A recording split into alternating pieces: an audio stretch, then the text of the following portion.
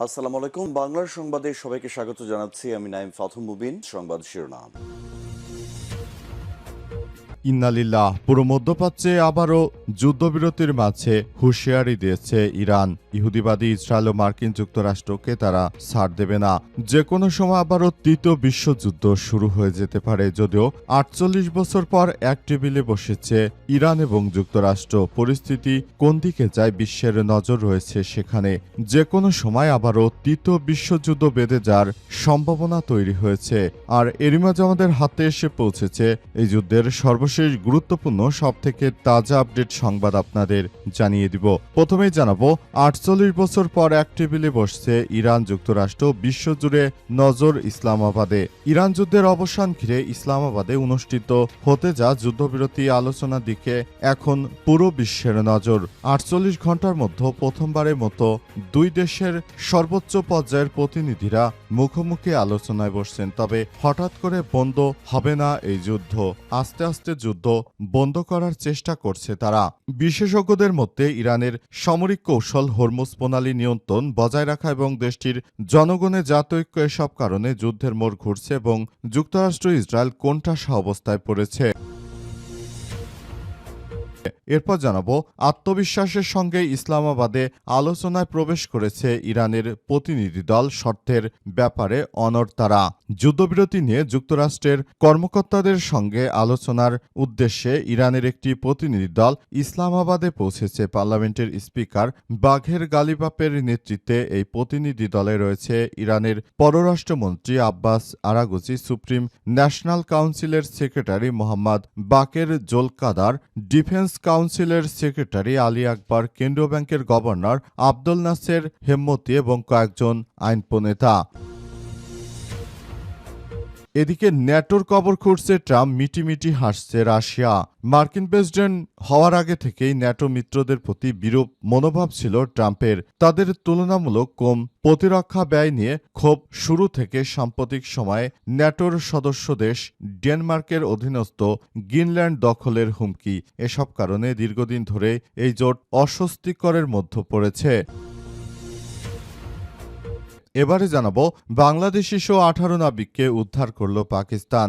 জাহাজ থেকে এলো বিপদ সংকেত। আরব সাগরে বিপদ সংকেত পাঠানো একটি বাণিজ্যিক জাহাজের 18 জন নাবিককে উদ্ধার করেছে পাকিস্তান নৌবাহিনী। দেশটির আন্তঃবাহিনী জনসংযোগ পরিদপ্তর আইএসপিআর জানিয়েছে, উদ্ধারকৃত নাবিকদের মধ্যে বাংলাদেশ সহ 5 দেশের নাগরিক ছিলেন। তাদের চিকিৎসার জন্য করাচিতে স্থানান্তর করা হয়েছে।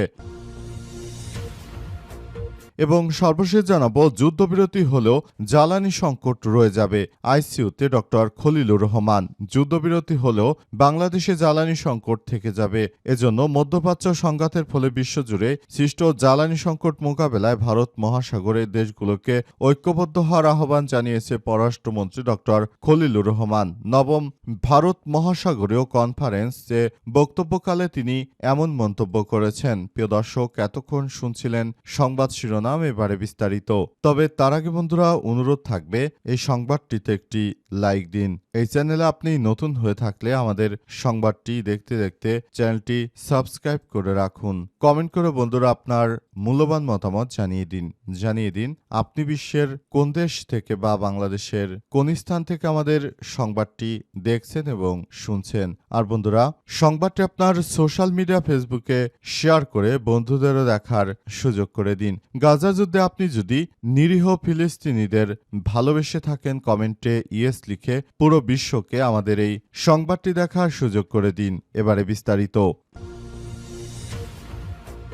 ৪৮ বছর পর এক টেবিলে ইসলামাবাদে বসছে ইরান যুক্তরাষ্ট্র। বিশ্বজুড়ে সবার নজর ইরান যুদ্ধের অবসান ঘিরে ইসলামাবাদে অনুষ্ঠিত হতে যা যুদ্ধবিরতির আলোচনা দিকে এখন পুরো বিশ্ব নজর দিয়েছে। গত ৪৮ বছরের মধ্যে এবারই প্রথমবারের মতো দুই দেশের মধ্যে সর্বোচ্চ পর্যায়ের প্রতিনিধিরা মুখোমুখি আলোচনায় বসছেন।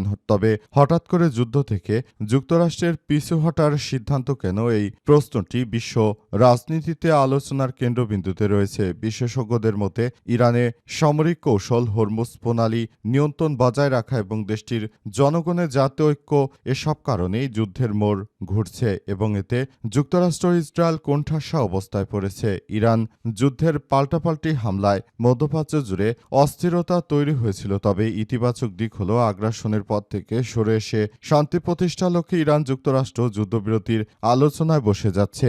সবকিছু ঠিক থাকলে গত প্রায় 5 দশকের মতো ওয়াশিংটন এবং তেহরানের শীর্ষ পর্যায়ের প্রতিনিধিদের মধ্যে এটি প্রথম সরাসরি রাজনৈতিক বৈঠক। বিশেষজ্ঞরা মনে করছেন সামরিক, কৌশলগত, রাজনৈতিক ও অর্থনৈতিক বাস্তবতার প্রেক্ষাপটে এই যুদ্ধবিরতির উদ্যোগ এসেছে। ফলে মধ্যস্থতাকারী দেশ হিসেবে পাকিস্তানের কূটনৈতিক প্রচেষ্টা সফল করতে উভয় পক্ষের সত্য বিবেচনায় নিয়ে সমঝোতায় পৌঁছানো অত্যন্ত জরুরি একটি বিষয় হয়ে দাঁড়িয়েছে বলে ইতিমধ্যে সব বিষয় নিশ্চিত করা হয়েছে। আত্মবিশ্বাসের সঙ্গে ইসলামাবাদে আলোচনায় প্রবেশ করেছে ইরান, শর্তের ব্যাপক অনড়। যুদ্ধবিরতি নিয়ে যুক্তরাষ্ট্রের কর্মকর্তাদের সঙ্গে আলোচনার উদ্দেশ্যে ইরানের একটি প্রতিনিধি দল ইসলামাবাদে পৌঁছেছে। পার্লামেন্টের স্পিকার বাঘের গালিবাফের নেতৃত্বে এই প্রতিনিধি দলে রয়েছে ইরানের পররাষ্ট্রমন্ত্রী Syed Abbas Araghchi, supreme national কাউন্সিলের সেক্রেটারি মোহাম্মদ বাকের জোলকাদার, ডিফেন্স কাউন্সিলের সেক্রেটারি আলী আকবর আহমেদায়ান, কেন্দ্রীয় ব্যাংকের গভর্নর আব্দুল নাসের হেম্মতি এবং কয়েকজন আইন প্রণেতা। তেহরান বিশ্ববিদ্যালয়ের অধ্যাপক জোহরে খারাজমি জানিয়েছে যে ইরান আত্মবিশ্বাসের সঙ্গে ইসলামাবাদে আলোচনায় প্রবেশ করেছে। এই আলোচনা অনুষ্ঠিত হওয়াটাই মার্কিন যুক্তরাষ্ট্রের অবস্থানে একটি পরিবর্তনের ইঙ্গিত দেয় বলে জানিয়েছেন তিনি। আল জাজিরাকে দেয়া সাক্ষাৎকারে তিনি আরও জানিয়েছেন, ট্রাম্প গত 6 মার্চ পর্যন্ত নিঃশর্ত আত্মসমর্পণের দাবি জানিয়েছিলেন, কিন্তু যুক্তরাষ্ট্র এখন আলোচনা টেবিলে বসেছে। খারাজমি আরও জানান, ইরান তার শর্তগুলোর ব্যাপারে অনড় এবং অন্তত কয়েকটি গুরুত্বপূর্ণ শর্ত মেনে নেওয়া হবে, হয়তো এই পর্বে নয়, পরবর্তী পর্বগুলোতে। হরমুজ প্রণালী প্রসঙ্গে খারাজমি আরও জানান, এই জলপথের নিয়ন্ত্রণ ইরানের দর কষাকষির মূল ভিত্তি এবং সর্বোচ্চ নেতা আবার স্পষ্ট করে দিয়েছেন এটি সহজে ছেড়ে দেওয়া হবে না। তিনি ইঙ্গিত দিয়েছেন ইরান এই প্রণালী যুদ্ধের খরচ পুনরুদ্ধারের জন্য ব্যবহার করবে এবং ইরান অবশ্যই এটি ব্যবহার করার জন্য সর্বাত্মকভাবে সচেষ্ট থাকবে। তবে মার্কিন প্রেসিডেন্ট ডোনাল্ড ট্রাম্প তিনি কোনোভাবে ইরান যেন এই প্রণালী দখল করতে না পারে সেই ব্যাপারে তিনি কাজ করার প্রতি ইঙ্গিত দিয়েছেন এবং তিনি আরও জানিয়েছেন যে পুরো মধ্যপ্রাচ্য জুড়ে যে সংঘাতময় পরিস্থিতি এবং যে জটিলতার সৃষ্টি হয়েছে এর জন্য জায়নবাদীরা যে কার্যক্রম শুরু করেছে এটা কোনোভাবে আসলে মেনে নেওয়া যায় না। পুরো মধ্যপ্রাচ্য জুড়ে যে সংঘাতময় পরিস্থিতি এবং যে জটিলতার সৃষ্টি হয়েছে, দখলদার ইসরায়েলি বাহিনী যেটা শুরু করেছে সেটার জন্য অবশ্যই ইরানকে ক্ষতিপূরণ দিতে হবে। আমেরিকার হয়ে ইরানকে ক্ষতিপূরণ যদি তারা না দেয় তাহলে এটি খুবই খারাপ আকার ধারণ করতে পারে। সুতরাং বিষয়গুলোকে খুবই গুরুত্ব সহকারে দেখা উচিত। তারা যদি মনে করে যে এই কার্যক্রমগুলো এভাবে চলতে থাকবে তাহলে সেটি তারা ভুল করছে, কারণ এটি কোনোভাবে গ্রহণযোগ্য হতে পারে না। ন্যাটোর কবর করছে ট্রাম্প, মিটিমিটি হাসছে রাশিয়া।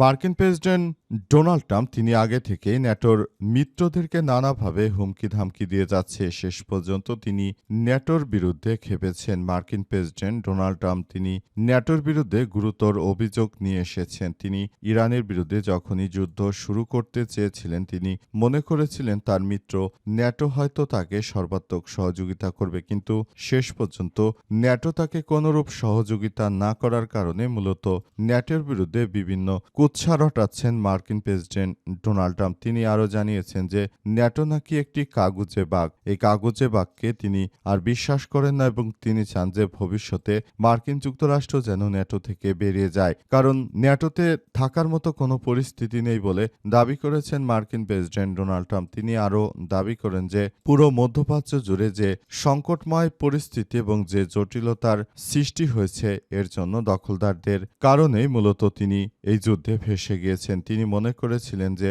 হয়তো কিছুই হবে না, কিন্তু প্রকৃতপক্ষে এভাবে যদি চলতে থাকে তাহলে হয়তো আরও ভয়াবহ পরিস্থিতির মধ্যে পড়তে হতে পারে এবং এমনভাবে তারা কার্যক্রম স্থবির করে দিয়েছে ন্যাটো যে আমেরিকা চরমভাবে ইরানের সঙ্গে যুদ্ধ করতে এসে একদম পরিস্থিতি খুবই খারাপ আকার ধারণ করতে পারে এবং সবকিছু সেভাবে যেতে পারে বলে এমনটাই বলা হচ্ছে।